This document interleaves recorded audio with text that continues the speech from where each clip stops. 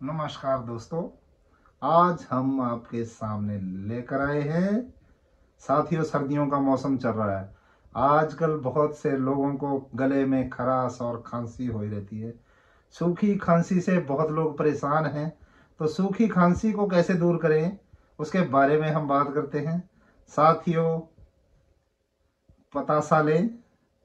पतासे के ऊपर 2-3 बूंद नारियल तेल की डालें। उसे दिन में 1-2 बार खाएं। साथियों, 1-2 दिनों के अंदर आपकी सूखी खांसी बिल्कुल गायब हो जाएगी।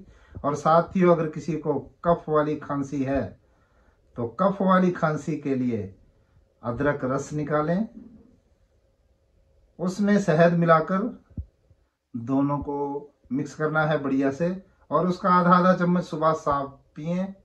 साथियों, आपकी जो कफ वाली खांसी है वो भी इस इलाज से बिल्कुल सही हो जाएगी। साथियों, ये थी हमारी आज की वीडियो। ऐसी ही एक से एक वीडियो देखने के लिए हमारे चैनल को लाइक, सब्सक्राइब और शेयर करते रहें। धन्यवाद साथियों। जय हिंद, जय भारत।